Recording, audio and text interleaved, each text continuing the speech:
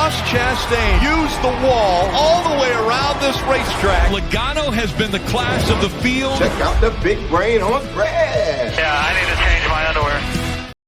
With practice and qualifying done from Richmond, Brian and I are in to break down everything you need to know over on DraftKings.com. We'll look through the slate. We'll talk through some of our favorite options. We'll build some lineups, see what we can do.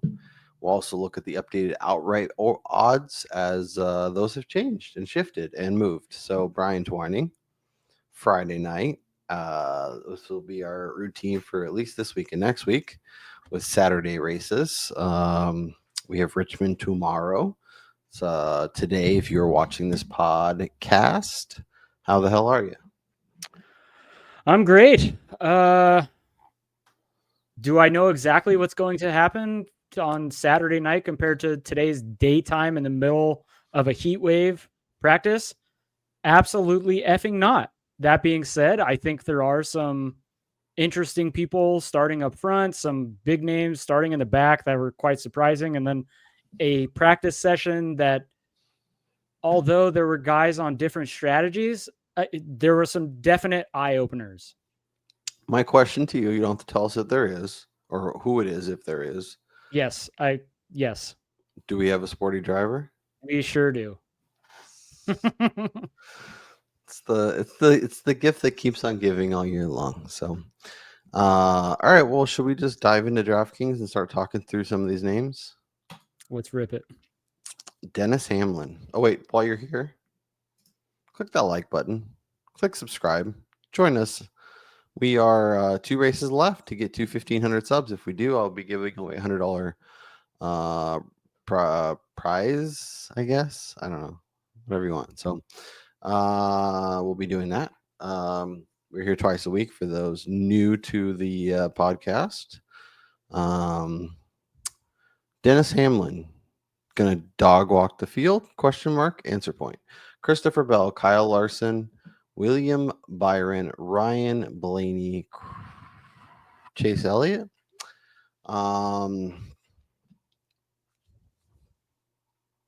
Unload the notebook on us. What do you got? What are you thinking? Who's interesting to you? All that good stuff. Well, if anybody was going to replicate the type of performance that we saw Ty Majeski do on trucks, it's going to be the most expensive driver, the guy coming into the week who was the favorite, who is now a ridiculously priced favorite for the race, and that's one Dennis Hamlin. He unloaded fast. He was good in qualifying. His was great on the long run. Shocker.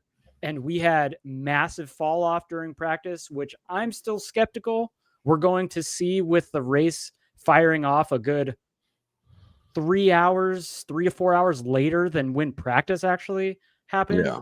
So I don't know how much of that is actually going to take effect there. But yeah, Denny's rightfully priced up as the most expensive guy, probably going to be the most rostered for Dominator points.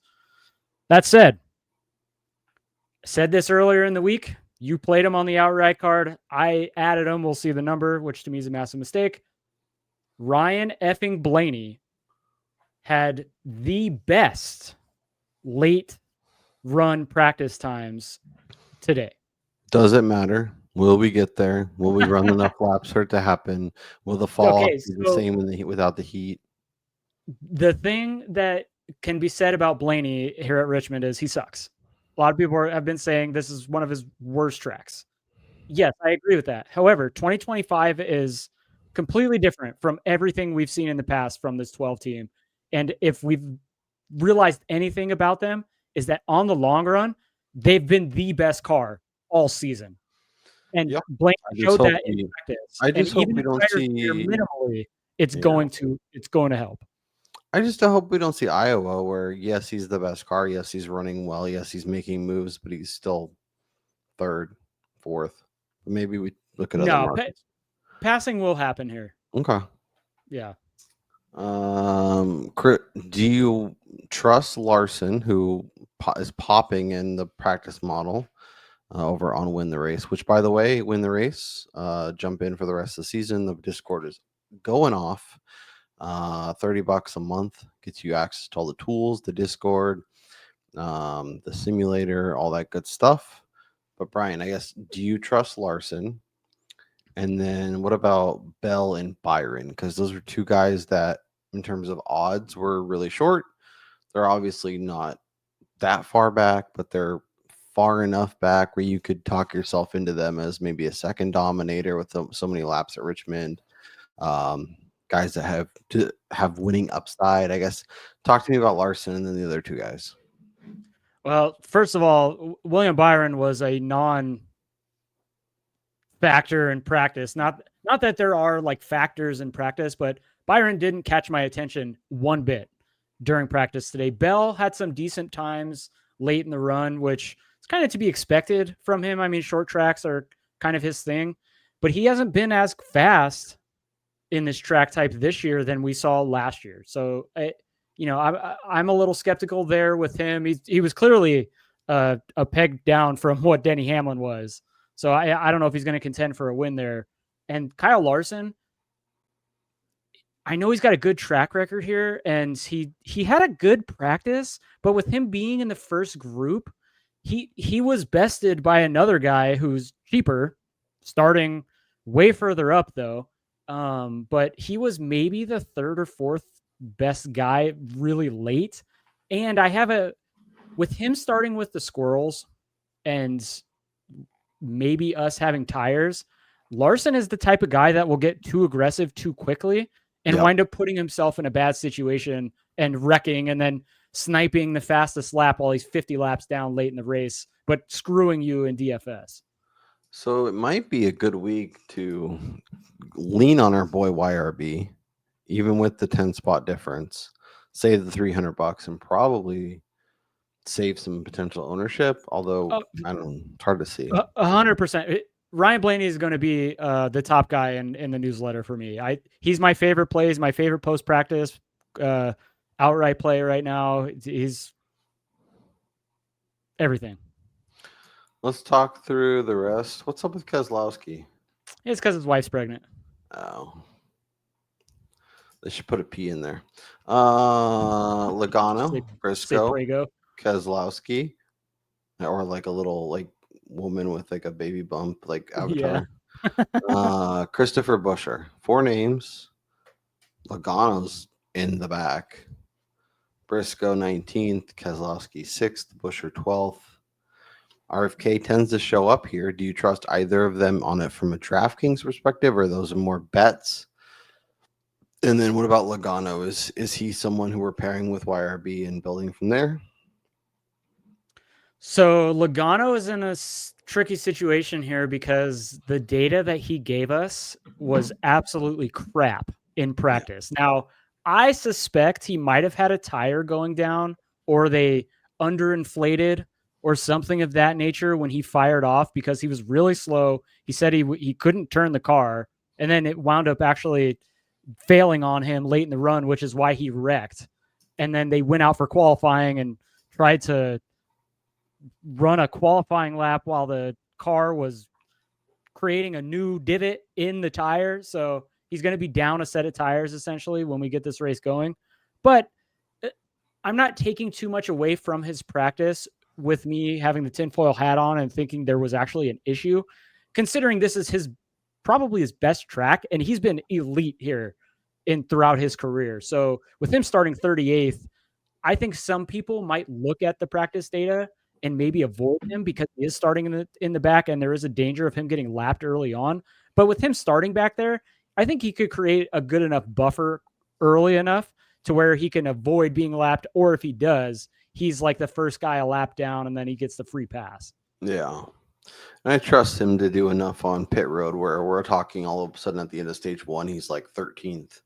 And you know what I mean? Like, he's just like, oh, here comes Logano, of course. We'll have to look at his outright odds because I don't know. It feels like it's a big hill to climb, but also like maybe he's just a better live bet. Chase Briscoe really let us down. Made him the cover boy. Now we're sitting here. He's starting 19th. The 19th, starting 19th. He admitted that pretty underwhelming. Yeah, he admitted this is a place that gives him problems and kind of showed it in practice. He wasn't great. And then he was on track to potentially pull it again. That car clearly has plenty of pace, but he probably went too deep into, I think it was turn 3, and he had to get out of the gas, and then, which kind of ruined his lap there. But with him making those comments as far as like not being completely comfortable here, he's not really somebody I'm rushing to play now. I really want to play him now. And people are going to be wishy-washy on the 19, which clearly, like you said, has speed. Obviously, it could blow up in our faces, but we've done a lot more with a lot less. 8K. Oh, and on the RFK guys, real quick. Yeah. Brad K popped in practice. He was fantastic on the long run. He was probably the best guy in the first group, but he didn't have great fire off speed, which was apparently fixed in qualifying, with him qualifying 6th. I'm just kind of worried about them needing a win. And then if you play him, you need him to finish like top 3, lead 40, 50 laps minimum to be able for that to pay off. Yeah, I mean, he's really a feast or famine guy, and I could see them take 2 tires in an effort to stay out and try and get better track position and try and lock it in, and maybe he blows something, maybe he wins, but he's definitely got upside in GPPs. It's just his downside is clearly rock bottom, so hard to say. All I'm seeing right now, though, is I think it's a great week to play cash on DraftKings. Larson, Blaney, even Briscoe, Logano. Movers, you can make the lineups work. I think there's potential there. I'll put my cash shell like I do each and every week into the Substack newsletter that we put out. Appreciate everybody who's checking that out each and every week. Really, really putting a lot of hard work in there. If there's stuff you guys want to see, we could definitely, look at making tweaks as we head into 2026, which is bonkers to say. Reddick, front row 45.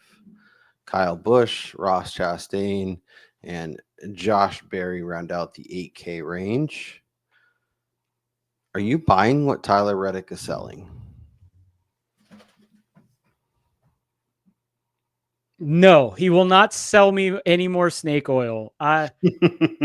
Look, I want Reddick to win. We're not ashamed to say like this is kind of a Tyler Reddick fan show in a sense. 2311, 2311 show that just backs that team. But man, it's just hard with him starting on the front row at a track that he's been good, but he hasn't been great at, and he just hasn't been able to get it done at other tracks where he has way better history and he was really fast at earlier this season. So do I think he's going to somehow defeat the best here in Denny Hamlin? Absolutely not.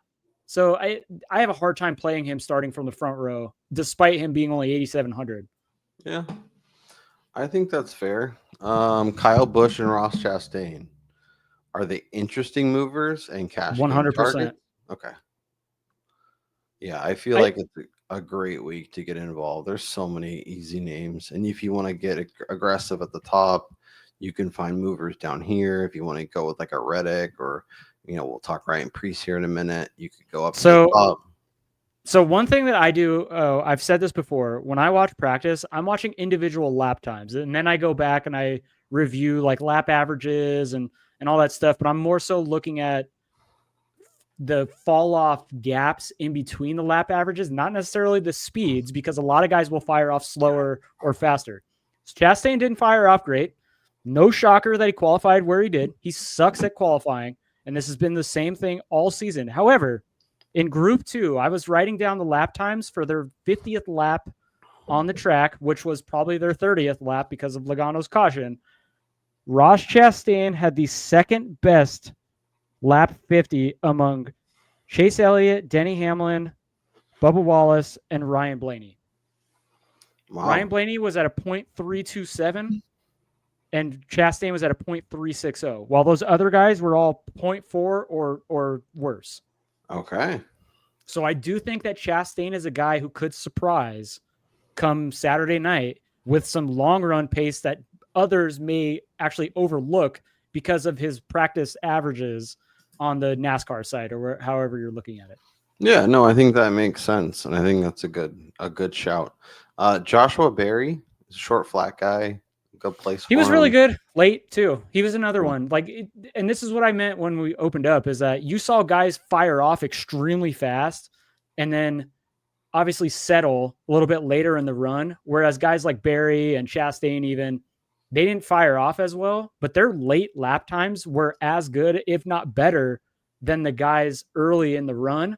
And with a few adjustments for the race come Saturday night, or maybe they were already set up for the later start time, which is why they didn't fire off as fast, and they were faster late. I think it's a very valid point. All right, let's talk some mid-pack guys. This is where the fat comes. Bowman, Priest, Bubba, Dylan, Hocevar, Tyrone Gibbs. Would you make the case for any of those guys to be used this week in a DraftKings lineup? Well, Tyrone Gibbs looked good on lap times, but I don't trust him as far as I could throw him at a track where tires get chewed up. So he's tossed out into the dumpster. And then this is gross, but I do think Austin Dillon, he looked good in practice again. This is a team that is very confident coming here. This is where he was like this time last year. I know he did something really stupid at the end. He was the rightful race winner. He was really good in that race. Correct. He was a actual legitimate contender, not a luck box. Yeah, he was the best car. Yeah, which is really in that, doing what he did is obviously a doofus move, and apparently Austin's and right hooks just go together. But that's true. Man, Austin Hill, Austin Cindric, and Austin Dillon all have a propensity to wreck people. Yeah, interesting.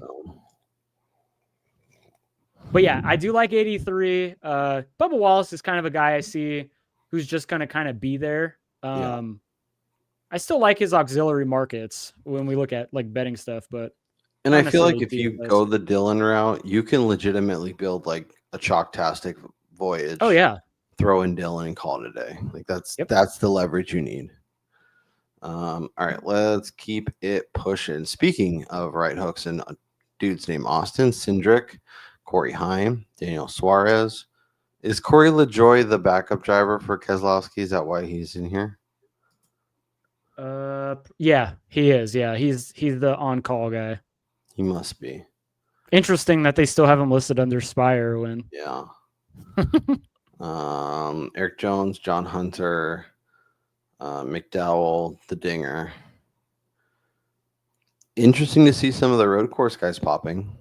Yeah, you can't play Allmendinger starting third. No. The only place he's going is backwards. Yeah. What about Nemechek? Anything there? He was another guy. He was non-existent to my eyes in practice. There was nothing spectacular about him, and then he just kind of shit qualifying. So yeah, he's not somebody. He's one of the guys that I expect Joey Logano to pass quickly to start the race to create a little buffer from him and Denny. Do we need to check our watch? Is it Heim time? So Heim was good on the long run in practice, but I mean, each time he's come to the Cup, like he's looked good in spurts during a race, and then something goes wrong, or ultimately maybe it's a pit road mistake. I mean, think about it. He's running a fourth 2311 car, and that team is only a year removed from getting their own facility and their own like personnel for pit stops. So it's hard to play a guy that's running in that vehicle. All right. Zane Smith, Noah Gregson, SVG, Todd Gilliland, Ricky Stenhouse, Justin Haley, Jesse Love, Cole Custer, Ty Dillon, Riley Herbst, Cody Ware. If we're going to get involved heavily at the top, which we do want to do, who are the jabronis that are going to make lineups work? Well, I might do it just to piss people off, but also because I think he was actually decent late. But Shane Van Gisbergen was not terrible. I mean, if you look at McDowell doing well, Dinger doing well, it's not surprising if this is a track that has benefited from braking and some of the road course tactics that make road course drivers Well, really and good. what's really interesting is he actually biffed it during his qualifying, and he was still able to go faster than Kyle Larson. I mean, he clipped the right rear twice during his qualifying session and still went quicker than a handful of guys. So he definitely has some pace in that car. It's just a matter of getting him to maybe back it down on the hot laps. And he was actually putting down some decent laps late in the run that I was marking down. I had guys, so lap 45s, he was better than Christopher Bell, on par with Bubba Wallace, less than 2/10 slower than Ryan Blaney. Like, I know that's not great, but for a guy that's already starting near the back, and I think he's just going to, if he could keep the tires on it, he'll get better as the day goes on too. Yeah. Like, I don't know that there's one guy that I want to lean heavily on, but I think there's an argument to be made for Zane Smith, SVG, Stenhouse, Jesse Love, maybe, I can't say it. Cole Mustard. Mm-hmm. Yeah, no, I'm not touching him now. Yeah, no cold mustard. I'm really sad, really sad that he qualified where he did, because this week's sporty driver of practice, Ty Dillon, that 16th starting spot is far too high up for me to want to get involved there. But I do think when you look at top 10 numbers, he's somebody that I've already played. What'd you play it at? 16-1. What would you play it down to? Man. Would you play 10? Oh, yeah. So looking at this from an objective point of view, compared to the rest of the field, he's probably no worse than a 5-1, 4-1 top 10. His car was good in practice. I mean, he was good in practice. Our friends over Win the Race have it fair at 5-1. Yeah, see? So I think that's maybe a good stopping off point. I mean, honestly, though, when you're looking at it from the grand scheme of things compared to the rest of the field, 4-1 isn't even bad. I know that's not a number you really want to play on Ty Dillon, but that's how good of a car I think he had. And so with him starting 16th in the betting market, yeah, that's something I could get down on. Also, real quick on Dillon, he was the guy at Phoenix earlier this year who saved a set of the softer tires for late in the race, and he was going to win that race if we got one more caution, because he had found track position somehow, some way, and didn't use a set of those weird soft tires. Yeah. So this team is going to get weird if need be. Yeah. Hopefully just not too weird. All right, Brian, let's build some lineups. YRB? 100%. First click. Denny Hamlin. Okay. Logano? Yeah, I like it.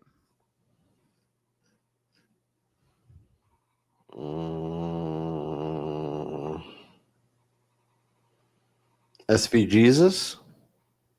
That's gross, but yeah. Save some salary.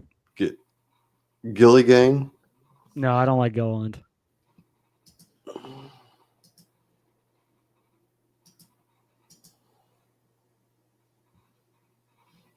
Oh, well, we need to mention this as we're building lineups. So just love to get your thoughts. Is Ryan Preece somebody that you could consider for an early dominator? He's so hard to pinpoint because this is his track type. He's known as a short track guy. He's qualified on the pole. Fantastic lap. Unbelievable. But he didn't show anything in practice. Mm-hmm. So unless they were trying stuff in practice, I just don't really see him staying up front long. I mean, with Denny starting on row 2, I wouldn't be shocked if Hamlin passes him by lap 20. Yeah. And then Priest never finds the front again. I know he's got the advantage of the number 1 pit stall, but at some point that becomes null and void if you're running, 10th or 11th. So my question to you then is, do you want to do like a Heim time John Hunter? Or do you want to get really gross and that we can squeeze in like a Chastain or something? Yeah, I think we go really, really gross. How gross? Ty Dillon? He's starting too high up. Riley Herbst? Honestly, Custer? Jesse Love? I feel like Jesse Love starting 35th is probably the play, especially in an RCR car. Yeah, they're really good here. But then we Yeah. can't get to Chastain, which is fine. We can also get rid of SV Jesus and go down if we really want Chastain. That is true, yeah. Let's take him out. Let's put in Chastain because I think we're both on board with him being awesome. Yeah, I like Ross there. And then we get to either Gilliland, Stenhouse, or Custer. Oh, man. I think Gilliland's fine. Yeah, but I mean, would you rather have Stenhouse? He's starting 5 spots worse. I don't know. I don't think so. You want Gilly Gang? Um, I mean, we're really penny pinching with these guys, but yeah, let's play Gilliland. I think he's due for a non-recce performance.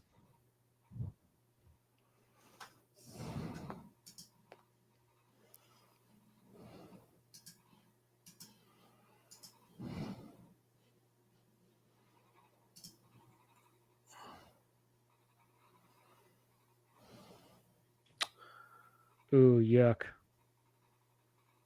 I mean, we don't have to play him. No, it has to be done because the thing. I mean, he could not wreck, and then he's top 5.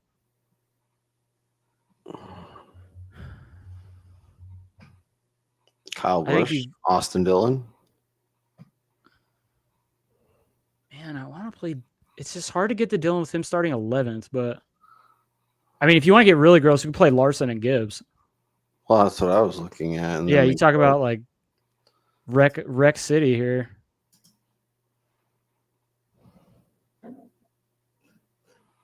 All right, we need a. Is this the contrarian and you play Priest here? Sure. Man, this lineup feels horrible, but.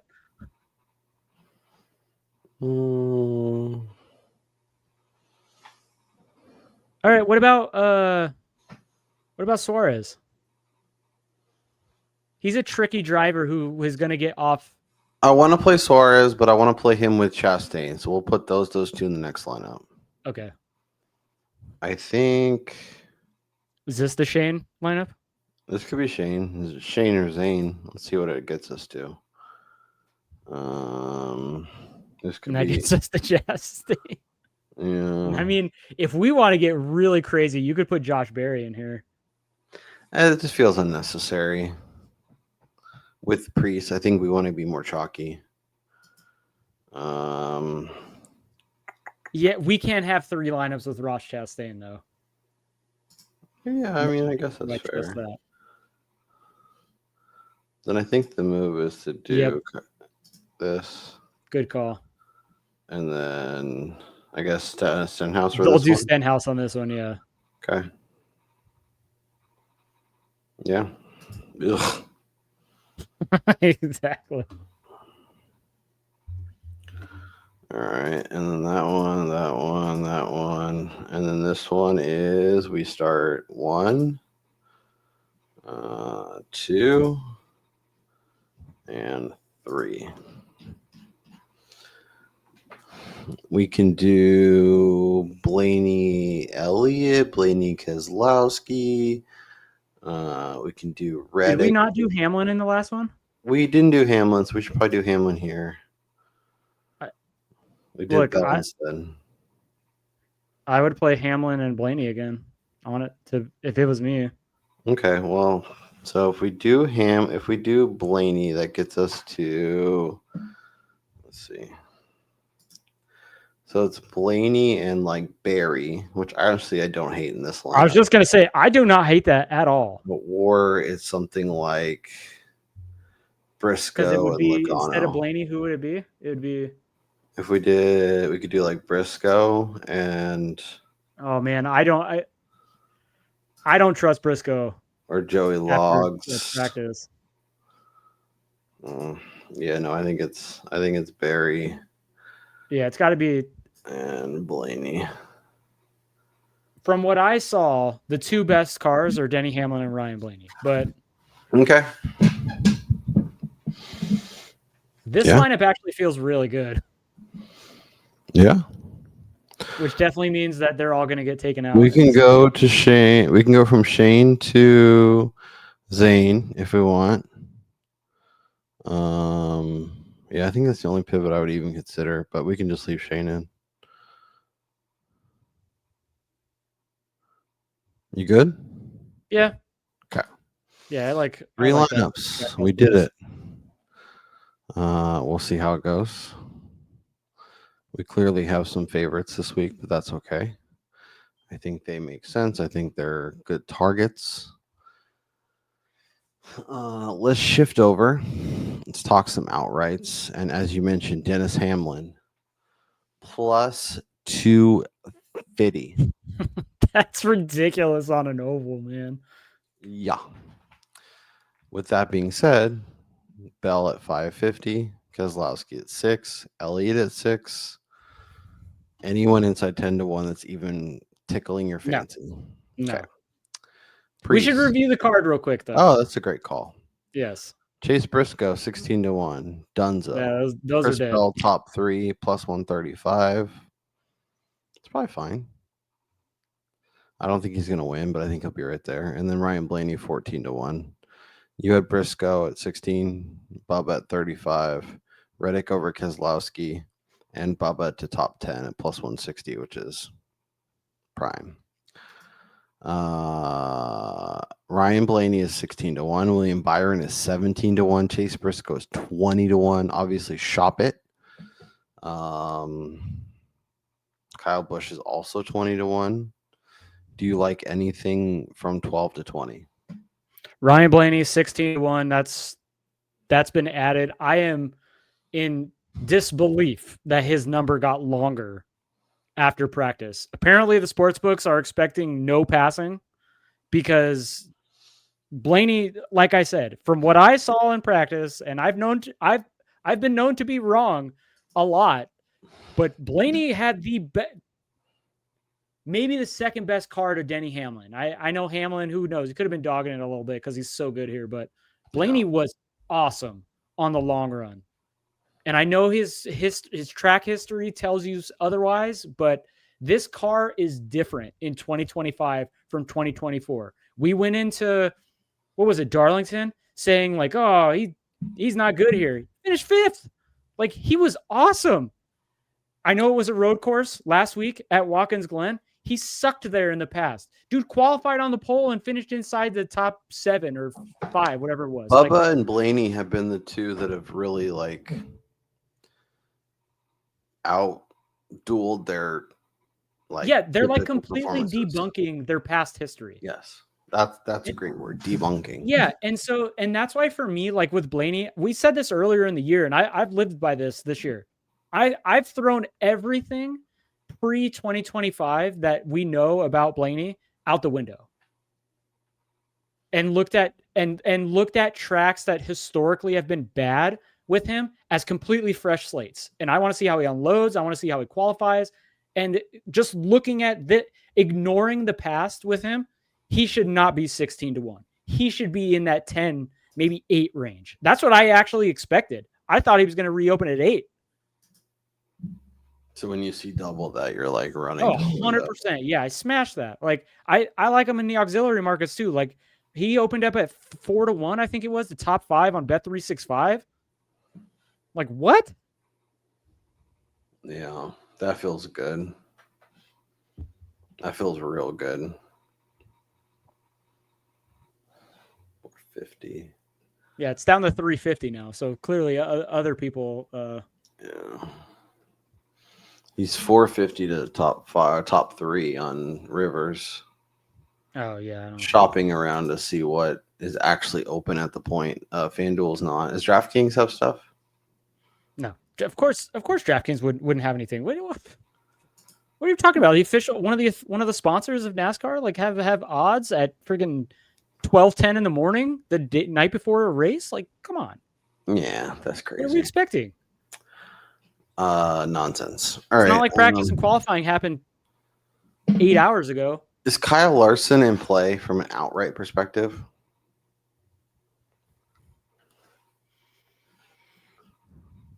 Sure. But he shouldn't be priced shorter than Ryan Blaney. I'm going to say that right now. There is no world where he was better than Blaney in practice. When you compare when he was in the first group and Blaney was in the second group among the elite cars posting the lap times that he was. Okay. We got to see what is full tank with Phil wearing to the track tomorrow. That's what I want to know. No, they're not going. They're not going? I thought they were going. No, I think they're just hanging out at Ryan's place. Oh. I thought they were going to the race. I know Greg is going. Oh. I don't know. It's all confusing. Byron? Fuel mileage? No, I'm not touching. Byron has a worse history here than, maybe not a worse history, but as equally unimpressive history as Ryan Blaney does. And he was much worse in practice. Joey Logs? Yeah, Josh see, the Berry? thing about Logano is he's a live bet only for me. With him starting in the back, if he can't pass and, maybe if he didn't have a tire going down and that was just the speed they brought, he could be lapped in the first stage. 83 stacks? So I played that outside the show at 30 only because of a narrative thing. I don't know if it's worth it at that price. You probably still want like 40 on him. And I do think that you can kind of wait and see. And if he's good again, you could probably jump on that live at around 15 or 20 and feel comfortable if he has a good car. Okay. Anybody else? Dinger, Chastain, 50? So it's funny you say that. That was actually the number that I looked at the most, and I'm still contemplating whether I want to play that. I do think he's a guy that if push comes to shove and we're late in the race and he's made his way up front, I wouldn't put it past him to be able to put those elbows out and battle here. Yeah, I guess it's just a matter of if you think passing can actually happen or if we get... Yeah, and this is not a track where guys have won from far back historically, so it's hard to want to get on the guy starting that far back on an hour. It's hard for like even betting Blaney. Like could he do it? Sure, but it's definitely an uphill climb.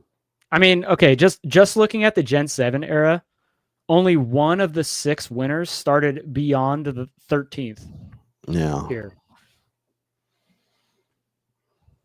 Just not good. And I mean, shit, only 2 of the last 12 started beyond 13th. Okay, so let's go through the top 13 and figure out who the winner is. Is it Ryan Preece? Nobody from the front row has won since 2016. Okay, bye Ryan Preece, bye Tyler Reddick, bye Bye AJ Reddick, Allmendinger. bye Priest, adios. Denny can win. Can Chase Sure. Elliott win? Chase Elliott can definitely win, but the thing that I worry about Elliott is on a late race restart. I don't think he's got the short run pace. Okay. He's also not he just doesn't have the asshole gene to do what is necessary. If he restarts next to Denny Hamlin, I would take Denny Hamlin 99.99999 times out of 100. What about Keselowski? Does he? I would definitely take Keselowski over Elliott. No. Can he win? Oh yeah. Can Bubba Wallace win?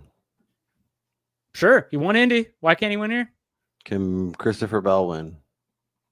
Christopher Bell could probably win at any track we go to. I know he wasn't great in practice, Alex but sure. Bowman win? No. When's the last time that dude? He won Chicago. Can McDowell win? I would love to say yes, but he hasn't won in ages. Can Austin Dillon win? You have to say he's the defending race winner. You have to say yes. Chris Buescher? I don't know if he can. I don't think he can. Crazy to consider Austin Dillon a potential winner and not consider Christopher Buescher. That is crazy. He proved it here. Look at it's different track. Like I agree with you. He was awesome. He didn't win the race. That's the thing about it. He won the race though. Well, after he right hooked to Logano. Or Logano? No. Yeah. He gave Logano the chrome horn, which to me was totally legal, and I think he gets away with it if he didn't have to left. He turned down on Hamlin. Yeah, he right-reared Hamlin, who was about to take the win.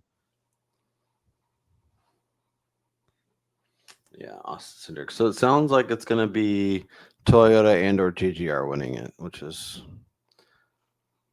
But it's weird because like the number got shorter, but we've gone from 3 guys that we thought maybe could win it to 2 guys who have a shot, and maybe they're the two best. It doesn't matter, but honestly, I feel like the only thing preventing Denny Hamlin from winning is going to be a rando caution late, like on a pit cycle or something. So it's like plus money on Toyota and or JGR to win feels pretty good. If you're holding that ticket now, yeah, I think you sit on that and you hedge it with like, I don't know if you can find that's right. So Ryan Preece reopened at 30 on ESPN. It's down to 25. That number probably won't be there by the time you're watching this. If it is, if you're interested in him, definitely play that there. 365 still has Toyota to win at plus 110.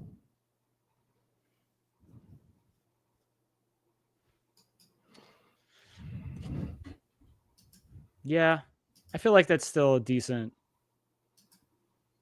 Because you get Hamlin, you get the favorite, you get Christopher Bell can win anywhere. And then I think the only 2 other guys that I guess you're only getting 4 guys, realistically, in my opinion. Hamlin, Bell, Reddick, and Wallace are, I think, are the most likely Toyotas to win. Yeah. Okay.